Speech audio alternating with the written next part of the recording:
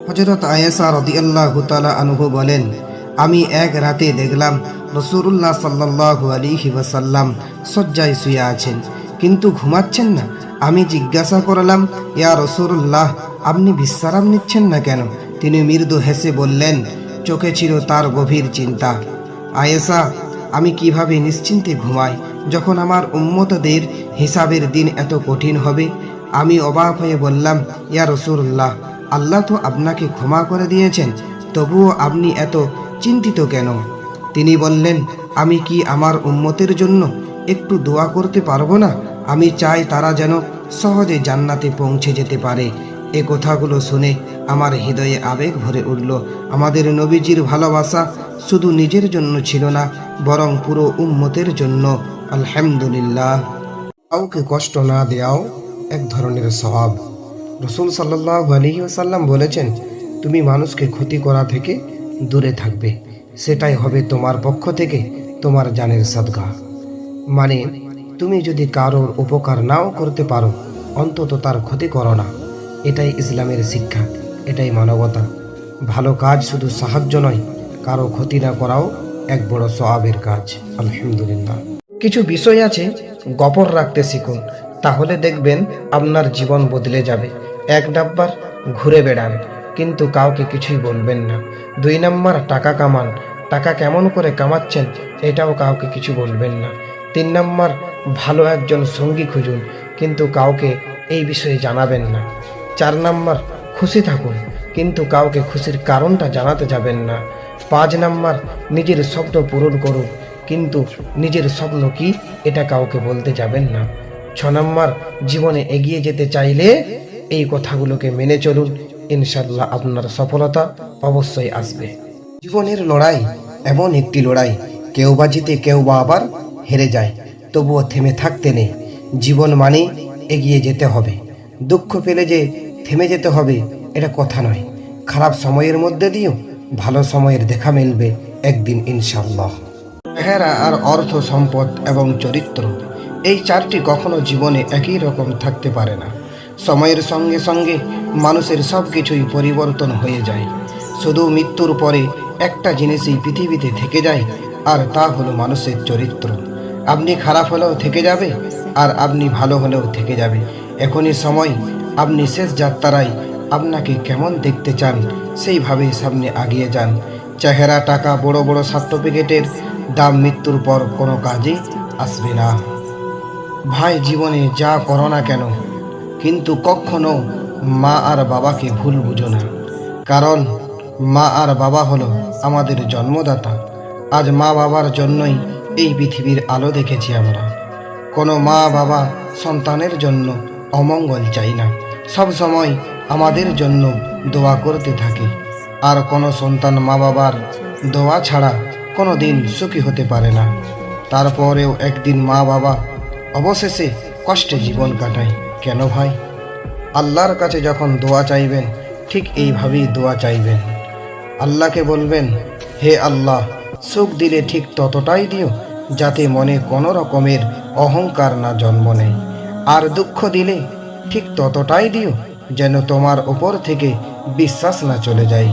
আল্লাহ আমাদের সকলকে দুঃখ, কষ্ট ও খারাপ সময়ের ধৈর্য ধরার তৌফিক দান করুক। সকলে বলি আমিন। একটু শোনো দিনই মুসলিম ভাই, বাড়ি থেকে বাজারে যাওয়ার পর যদি দেখেন টাকা বা মানি ব্যাগটা ফেলে এসেছেন বাড়ির মধ্যে, তাহলে তো অবশ্যই বাড়ি ফিরে আসবেন। আর কবরে যাওয়ার পর যদি দেখেন নামাজ না পড়ার কারণে আপনাকে শাস্তি দেওয়ার জন্য সব কিছু প্রস্তুত, তাহলে কি ফিরে আসতে পারবেন? নামাজ পড়া শুরু করতে পারবেন? অবশ্যই পারবেন না। তাই নামাজ বাদ দিও না প্রিয় ভাই। এপারের চেয়েও ওপারের জীবন অনেক সুন্দর।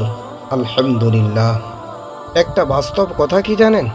সন্তান টাকাওয়ালা হলে পিতামাতা ভয়ে কথা বলতে পারে না, আর সন্তান যদি দিনদার হয় তাহলে সন্তান ভয়ে পিতামাতার সঙ্গে অবাধ্য ব্যবহার করতে পারে না। তাই ভাই, টাকাওয়ালা না হয়ে দিনদার হয়ে যান। আল্লাহ দুনিয়া এবং আখেরাতে দুটোই শান্তি দেবে। একজন বিখ্যাত আলেম বলেছিলেন, যখন তুমি তোমার বাবাকে দাফন করে ফিরে আসবে, তখন জানবে যে তুমি এমন একজন সর্বশেষ মানুষটিকে দাফন করে আসলে, যার চিন্তা চেতনায় সর্বদা এটাই থাকতো যেন তোমাকে তার চেয়েও ভালো অবস্থায় দেখি। তাই যাদের কলিজার বাবা বেঁচে আছেন শুধু তারাই লিখি আমিন। ঘটনাটি মনোযোগ দিয়ে শুনবেন। আমাদের প্রিয় নবী হযরত মুহাম্মদ সাল্লাল্লাহু আলাইহি ওয়াসাল্লামের পিতা আব্দুল্লাহ একদিন মক্কার বাজারে গিয়েছিলেন কিছু কেনাকাটা করার জন্য। এক জায়গায় তিনি দেখলেন একজন লোক কিছু কৃতদাসীকে নিয়ে রাস্তার পাশে দাঁড়িয়ে বিক্রি করছে। আব্দুল্লাহ দেখলেন সেখানে দাঁড়িয়ে আছে একটা ছোট্ট 9 বছরের কালো আফ্রিকান আবিসিনিয়ার মেয়ে। মেয়েটাকে দেখে আব্দুল্লাহর অনেক মায়া হলো। একটু হালকা পাতলা কিন্তু কেমন মায়াবী ও অসহায় দৃষ্টি দিয়ে তাকিয়ে আছেন আব্দুল্লাহর দিকে। তিনি ভাবলেন ঘরে আমেনা একা থাকেন তো, মেয়েটা পাশে থাকলে তার একজন সঙ্গী হবে। এই ভেবে তিনি মেয়েটাকে কিনে নিলেন। মেয়েটিকে আব্দুল্লাহ ও আমেনা অনেক ভালোবাসতেন, স্নেহ করতেন এবং তারা লক্ষ্য করে দেখলেন যে তাদের সংসারে আগের চেয়েও বেশি রহমত ও বরকত চলে এসেছে। এই কারণে আব্দুল্লাহ ও আমেনা মেয়েটিকে আদর করে নাম দিলেন বারাকা। একদিন আব্দুল্লাহ ব্যবসার কারণে সিরিয়ায় রওনা দিলেন। আমেনার সাথে সেটাই ছিল ওনার শেষ বিদায়। ওনার যাত্রার 2-1 দিন পর আমেনা এক রাতে স্বপ্ন দেখলেন আকাশের একটা তারা যেন খুব আলো করে তার কোলে এসে পড়ল। পরদিন ভোরবেলা তিনি বারাকাকে ডেকে এই স্বপ্নের কথা বললেন। উত্তরে বারাকা মৃদু হেসে বললেন, আমার মন বলছে আপনার একটা সুন্দর সন্তানের জন্ম হবে। আমেনা তখনও জানতেন না তিনি গর্ভধারণ করেছেন, কিন্তু কিছুদিন পর তিনি বুঝতে পারলেন বারাকার ধারণাই সত্য ছিল। আব্দুল্লাহ আর ফিরে আসেনি তার নিজ বাড়িতে, সিরিয়ার পথেই মৃত্যুবরণ করেছেন। আমিনার সেই বিরহ ও কষ্টের সময় বারাকা ছিলেন একমাত্র কাছের সঙ্গী। এক সময় আমিনার অপেক্ষা শেষ হয় এবং তিনি জন্ম দিলেন আমাদের প্রিয় নবীকে। সর্বপ্রথম আমাদের নবীকে দেখার ও স্পর্শ করার সৌভাগ্য হয়েছিল সেই মানুষটির, সেই হলো এই কালো আফ্রিকান কৃতদাসী ছোট্ট কালো মেয়েটি। আমাদের নবীকে নিজ হাতে আমিনার কোলে তুলে দিয়েছিলেন। আনন্দে খুশিতে বলেছিলেন, আমি কল্পনায় ভেবেছিলাম সে হবে চাঁদের মতো, কিন্তু এখন দেখছি সে চাঁদের চেয়েও বেশি সুন্দর। এই সেই বারাকা, নবীজির জন্মের সময় ওনার বয়স ছিল মাত্র 13 বছর। ছোটবেলায় শিশু নবীকে আমিনার সাথে যত্ন নিয়েছেন, গোসল দিয়েছেন, খাওয়াতে সাহায্য করেছেন এবং আদর করে ঘুম পাড়িয়েছেন। মৃত্যুর সময় আমিনা বারাকার হাত ধরে অনুরোধ করেছিলেন তিনি যেন তার সন্তানকে দেখে শুনে রাখেন।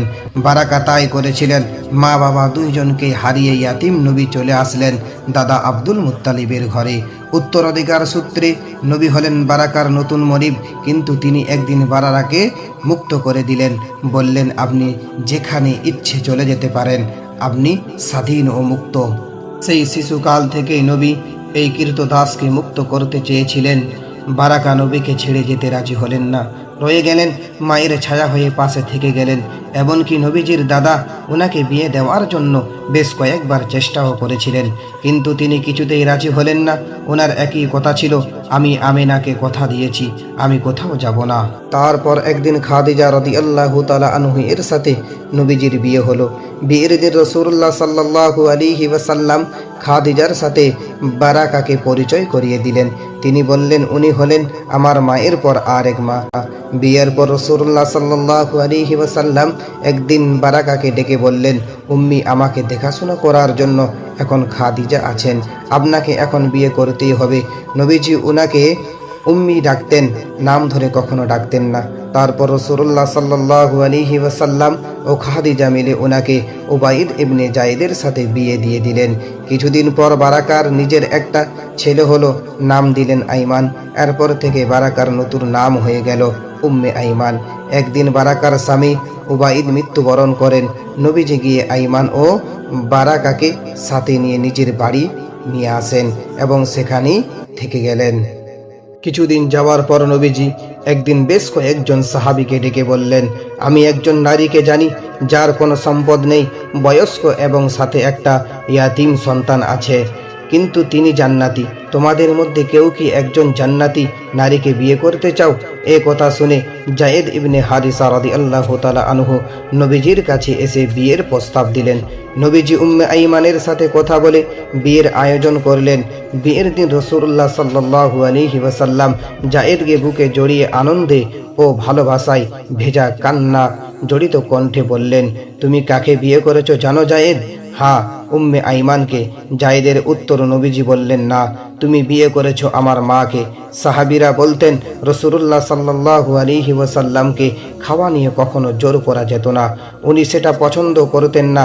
কিন্তু উম্মে আইমান একমাত্র নারী যিনি রাসূলুল্লাহ সাল্লাল্লাহু আলাইহি ওয়াসাল্লামকে খাওয়ার দিয়ে খাও খাও বলে তাড়া দিতেন, আর খাওয়া শেষ না হওয়া পর্যন্ত পাশে বসে থাকতেন। নবীজি মৃদু হেসে চুপচাপ খেয়ে নিতেন।